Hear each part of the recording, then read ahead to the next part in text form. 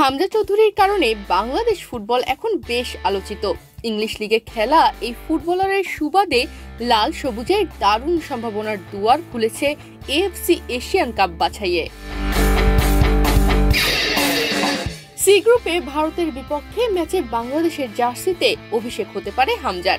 ভারত ছাড়াও বাংলাদেশের প্রতিপক্ষ হংকং ও সিঙ্গাপুর।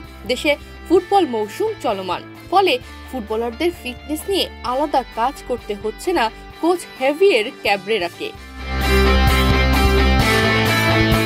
হামজার সঙ্গে বাংলাদেশের প্রস্তুতি ক্যাম্পে ডাক পেয়েছেন ইতালিয়ান লিগে খেলা ফাহমিদুল ইসলাম। দুজনেই হতে পারে এক্স ফ্যাক্টর।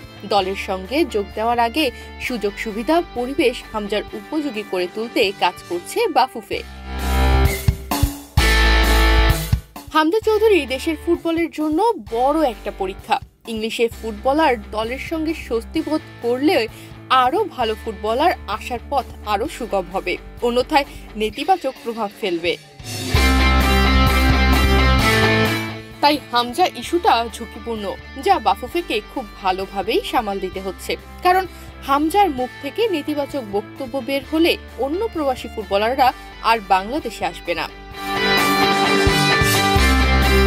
তাই তো গত মাসে ইংল্যান্ডে গিয়ে হামজার সঙ্গে দেখা করে তার চাহিদাপত্র জেনে এসেছেন বাফুফের সভাপতি তাবিত আওয়াল। সে সময় সভাপতির কাছ থেকে বাংলাদেশ জাতীয় দলের বিভিন্ন সুযোগ সুবিধার ব্যাপারে ধারণাও নিয়েছেন হামজা।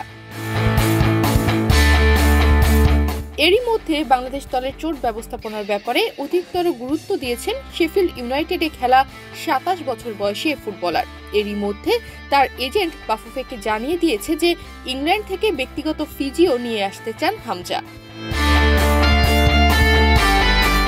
বাংলাদেশ দলে একজন ফিজিও থাকলে হামজার চাহিদার ব্যাপারে বাফুফে ইতিবাচক বলে জানিয়েছেন জাতীয় দলের নতুন ম্যানেজার আমির খান। আগামী ২৫ মার্চ ভারতের মাটিতে এশিয়া কাপ বাছাইয়ের প্রথম ম্যাচ বাংলাদেশের। সবকিছু ঠিক থাকলে সেদিনই লাল সবুজের জার্সিতে হামজার অভিষেক হতে পারে। অবশ্য ঢাকায় ও সৌদি আরবে হতে যাওয়া প্রস্তুতি ক্যাম্পে থাকছেন না তিনি। ৫ মার্চ সৌদি আরবে গিয়ে ১৭ তারিখে আবার ঢাকায় ফিরবে হেভিয়ের ক্যাব্রেরার দল। ২০ মার্চ ভেন্যু শিলংয়ে যাওয়ার পরিকল্পনা আছে বাংলাদেশ দলের। তার আগে ঢাকায় এসে দলের সঙ্গে যোগ দেওয়ার কথা রয়েছে হামজার।